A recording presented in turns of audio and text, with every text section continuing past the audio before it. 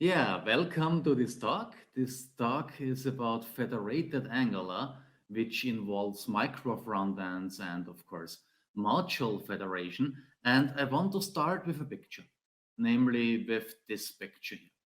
Perhaps you have seen this before. It's the helicopter of Leonardo da Vinci. In 1400 something, Leonardo da Vinci designed the helicopter. How cool is that? Of course, he didn't have the material to build it, so it was not built back then. But scientists found out it would fly if they build it nowadays, where we have all the material. It really would fly. And somehow this story reminds me to micro frontends because with micro frontends we have a quite similar situation. The idea has been around for quite a while, but so far we didn't have the right material. So what do I refer to when talking about micro frontends? Well, I'm referring to several tiny applications that work in isolation and that are loaded into a shell. That means even though we have several tiny applications, the consumer thinks that they are using just one application because everything is loaded into the central void. Here we see an example for this. On the left side, you have a micro frontend. You see it runs on localhost 3000. And on the right side, or on the left side to be more precise, we have the shell. And as you see here, the micro frontend is integrated and loaded into the shell at run. And as mentioned before, in the past, building something like this was everything but easy. You needed to work with a lot of tricks, with a lot of dirty workarounds. But this is changing now because Webpack 5 brings module federation, and module federation gives you a straightforward solution for loading separately compiled, separately deployed stuff into your very application. And this is exactly what this talk is about. In this talk, I will tell you three things. First of all, we will talk about module federation in general, and then we will talk about federated Angular. Furthermore, I will give you a possible roadmap so that you know when you can safely use all this goodness I will tell you about here. But before we start, let me introduce myself a bit. I am Manfred. I am a trainer and consultant for Angular. I'm doing a lot of remote workshops nowadays in the area of Angular for enterprise applications. And besides that, I'm quite connected with the Angular community. I live in Austria. I do a lot of stuff in Germany. And I'm always happy if I can work together with people in other countries. Okay, let's get started with the first chapter, which is about Webpack 5 and module federation. So if you are wondering what module federation is doing, then you will get the answer here. The answer is it is capable of loading separately compiled, separately deployed stuff into your application. And perhaps now you are wondering, well, why haven't this been possible before? Because even before Webpack 5, we had dynamic imports. So why not use an dynamic import to point over there to another application and to load something from there? The thing is, in theory, this works. In theory, this really works great. But in practice, this does not work at all, at least not with current bundling solutions like Webpack. And so it does not even work with the Angular CLI because the CLI is using Webpack underneath the covers. The reason for this is that all these bundling solutions like Webpack assume that everything is there at compile time. Everything is compiled together. Everything is optimized together. Think on tree shaking, for instance. And then, and only then, everything is cut into chunks for lazy loading. But this is too late because if we talk about micro frontends, we talk about separately compiled stuff that is loaded on runtime. To solve this issue, Webpack 5 Module Federation introduces two roles. The first role is the host. I'm calling it the shell, the micro frontend shell, loading other micro frontends. And the second role is the remote. I'm calling it the micro frontend itself. Well, the thing is, you can configure both of them with the Webpack configuration. For instance, the shell can map some barbs pointing over to other micro frontends.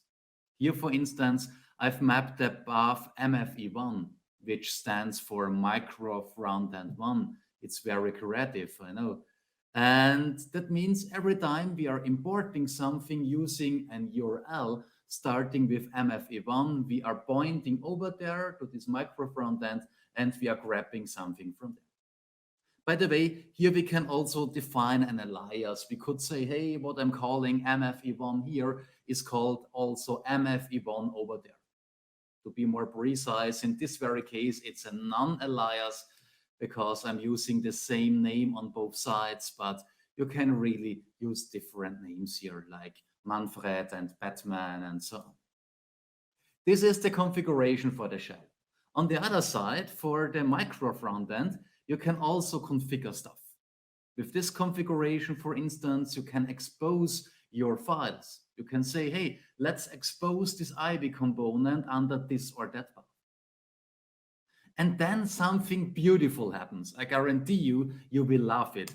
Then you can use a dynamic import using the map names. And so you can point over there and load this very component from the remote application from your microphone. It's really as easy as that. The best thing about this is that Angular itself does not recognize at all that you are using micro frontends. For Angular, this is just lazy loading. Webpack is doing the heavy lifting underneath the covers. Webpack is making sure you can load this separately compiled component on demand. And this is especially great because that means you don't need any meter framework. There are several meter frameworks out there increasing the complexity of your micro frontend solution. Those meter frameworks are responsible for orchestrating different micro frontends. Here we don't need them, just use Angular features and you are fine. Of course, the shell needs some metadata about the micro frontend. And this metadata is compiled in a so-called remote entry file. This remote entry file, or it's also called remote entry point, is exposed by the Webpack compiler or the Webpack tool when you bundle everything. And this file needs to be loaded somehow into the shell.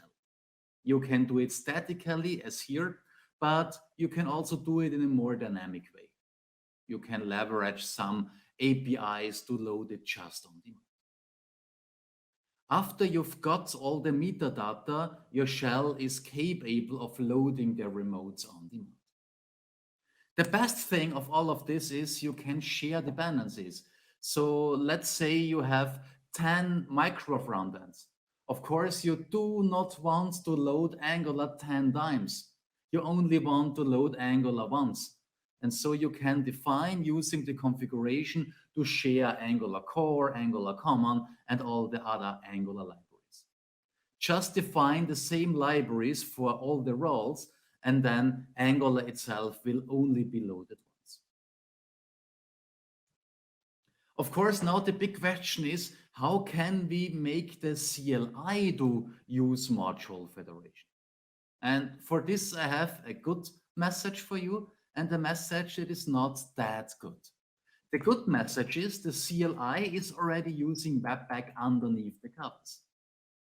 That's great because now everything we need to do is to tell Webpack to use module federation.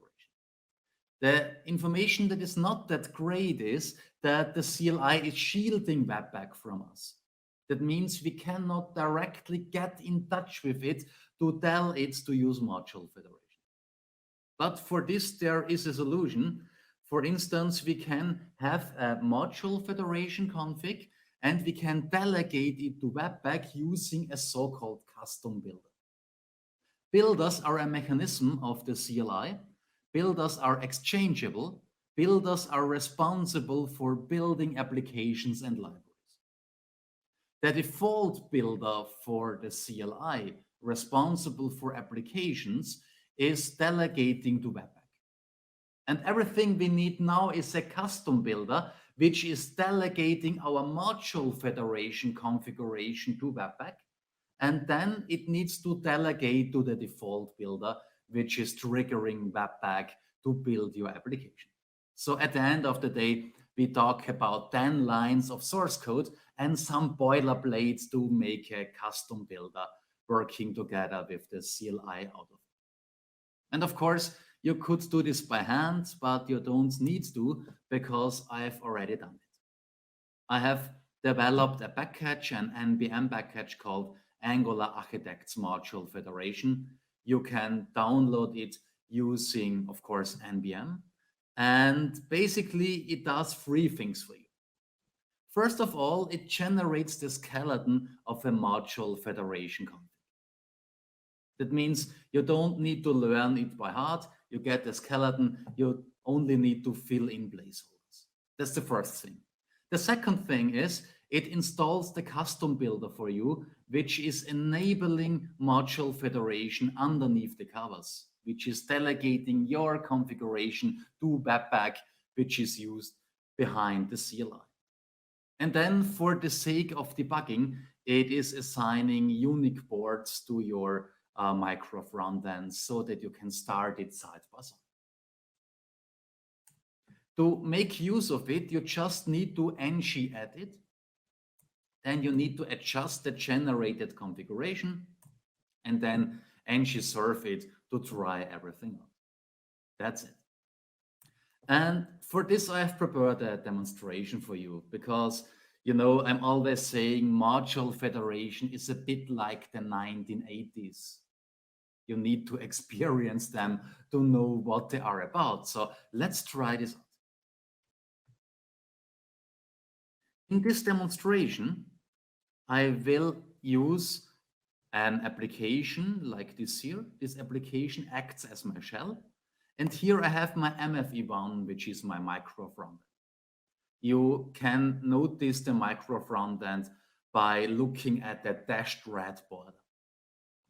And when clicking here to flights within my shell, then we see that nothing works because this is our job now. It's now our job to make this work. It's now our job to load this micro frontend, which is separately compiled and separately deployed into this very route. For this, of course, we need Webpack 5. And that also means we need a version of the CLI, of the Angular CLI, supporting Webpack 5. But the thing is, the current CLI 11 ships with Webpack 4 because CLI 11 already had feature freeze more or less when Webpack 5 arrived. So there was not enough time. But I have a good message for you.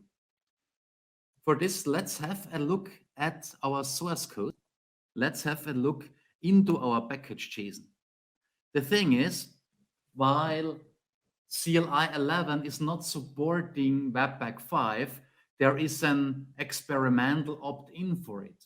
Just add these 3 lines of codes and you will force the CLI into using Webpack 5. Of course, it's experimental, but currently it's good enough for prototyping. And with CLI 12, which is due in about May 2021, we should have a very sound Webpack 5 integration. For the time being, to try it out, go with this resolution stack or with this resolution section, to say the least. Go with CLI 11 and use Yarn, because Yarn will respect this resolution section and force your CLI and everything else into Webpack 5. I've already done this. I've already installed all my packages. After that, you can enable your shell for using, let's say, module federation. And for this, let's ng add Angular Architects Module Federation.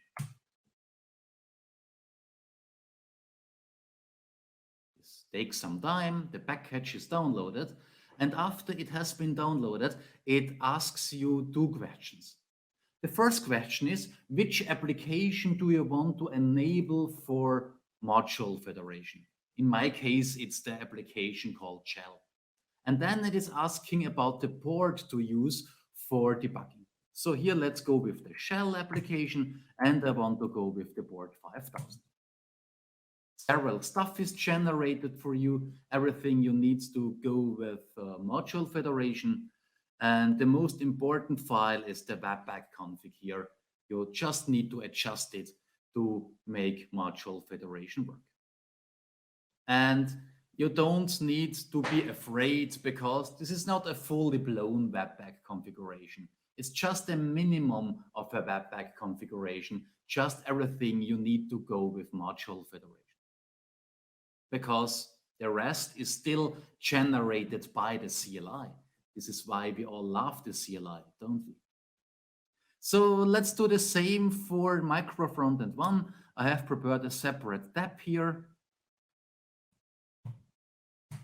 Let's ng edit to our micro frontend 1, mfe1, and here I'm going with port 3000. And once again, everything is generated. We need to start going with module federation, especially the Webpack config. Cool. Now let's move into the source code. In my very case, this is a mono repository with the shell and micro frontend 1. This is not a requirement. Here I'm using a mono repo, but you could also use several separated repositories. It's just upon your preferences. Both has its very own advantages and also disadvantages.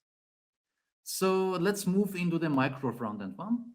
Here we see the generated configuration, and as you see here, it's not a big deal. It's just 2 or 3 screen pages. In my case, where I'm using a very big font size because of, bad eyes. So here we have already our module federation plugin, and there are 2 sections. The first section is for remotes, or to say the least, for micro frontends, and the second section is for hosts, or as we call it, for the shell. Here we are talking about the micro frontend, mfe1, you see it here, mfe1. That's why we go with the first section. Let's get rid of the second one. So the first section only wants to know the name of this micro frontend, the name of the emitted remote entry file. You remember, this is the file with all the metadata. And then we need to define which applications, or not applications, which files to expose. I could expose an Ivy component, a module, a service, or just a function or an object. It's really up to me. At the end of the day, we are pointing to this or that ECMAScript file, or in our case, to this or that TypeScript file. So in my case, I want to expose a module. Let's call it just module.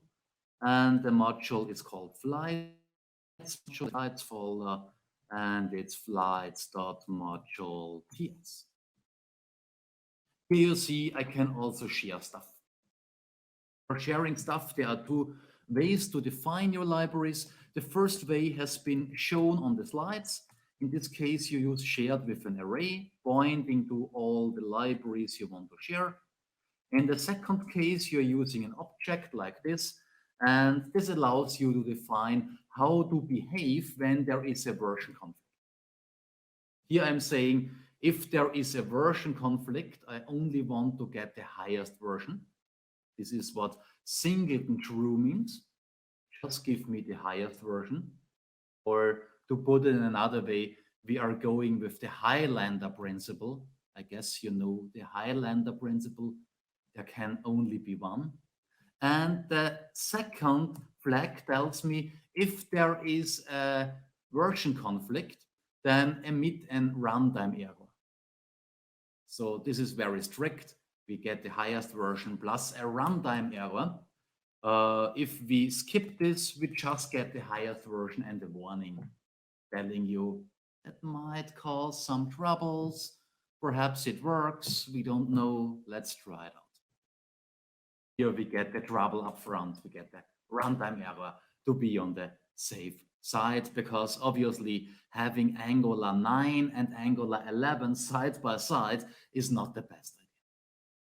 If you want to go down this road, you will have to go with web components, Angular elements, but this is a whole different story.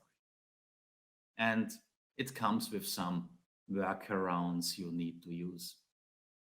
Here, let's assume we have compatible versions of Angular, like version 11 and 11.1, which is compatible to version 11 with regards to semantic version.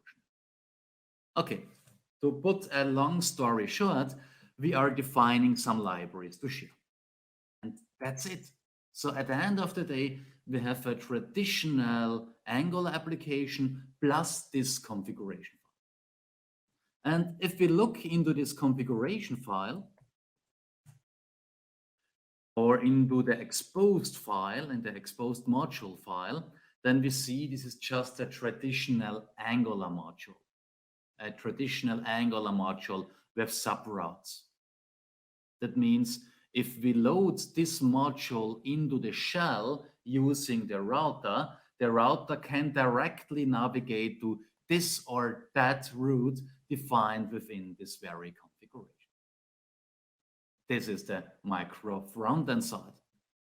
So now let's go on with the other side of this. Let's go on with the shell.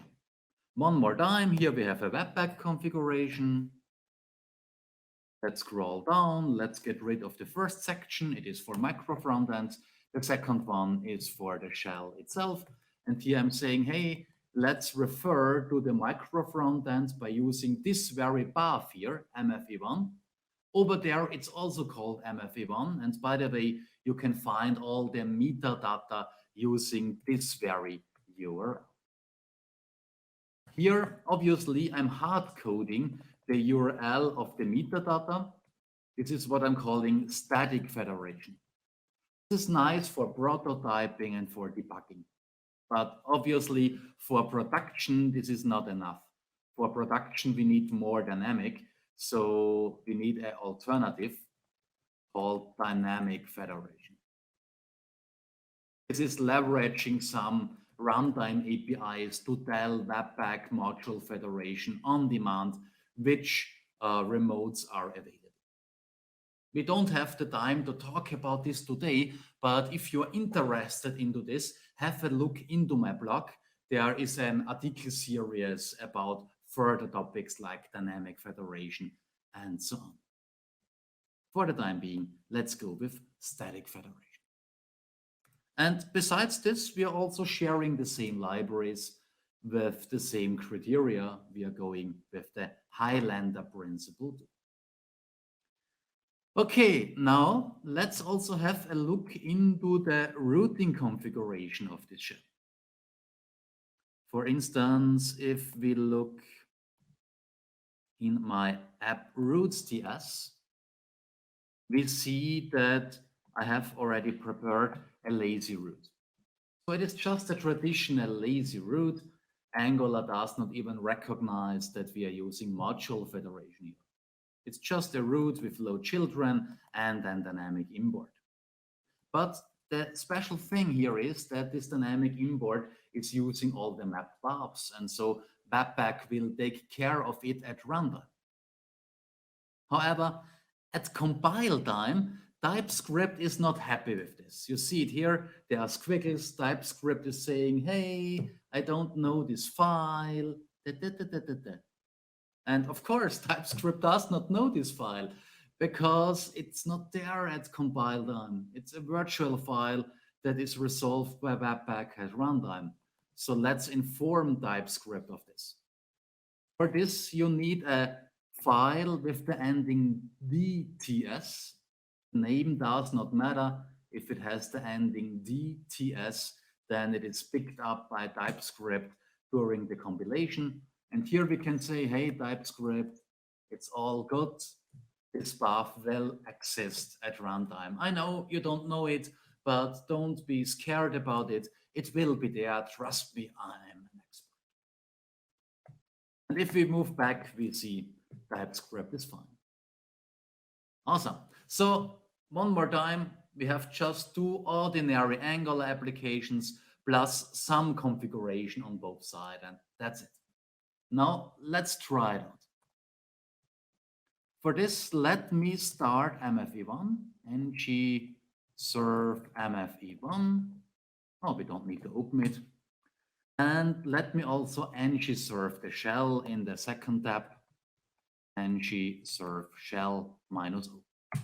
Of course, you could have written a script which is running everything side by side.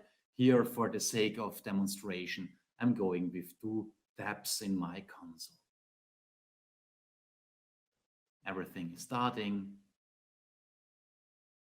Please remember the Webpack 5 integration into the CLI 11 is still experimental, and so you will get some warnings. Look here, there is a warning. It is red for some reason, but it's a warning, deprecation warning. Yeah, don't be scared about this. This is because everything is experimental now. Things will change for the better in May when we get CLI 12 with an official Webpack 5 integration. Okay, my shell is started. What's about my micro frontend? It's also started. Now let's navigate to the shell. Let's click on flights and hey, it's loaded on demand. How cool is that?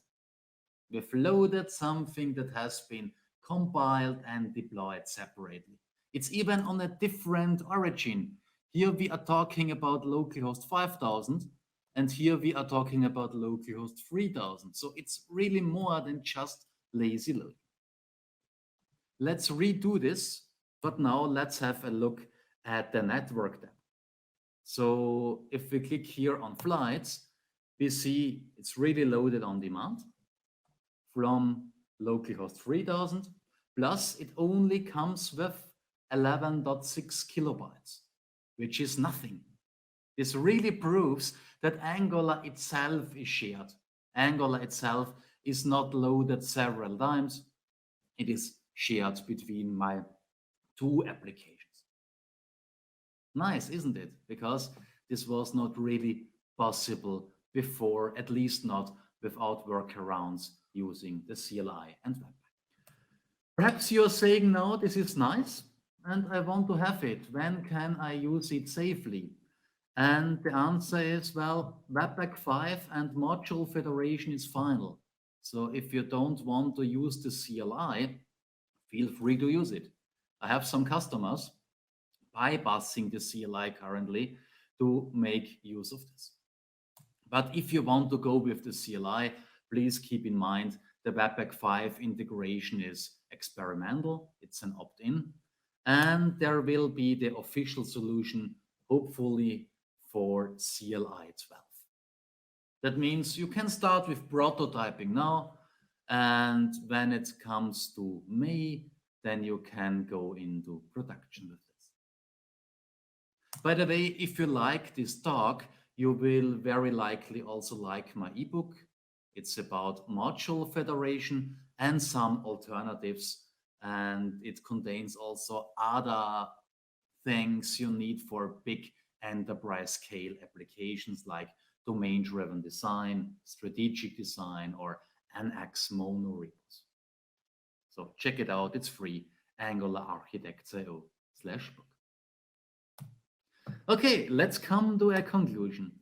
We've seen that module federation allows you to separately or to load separately deployed stuff. And this is the key for micro frontends, isn't it?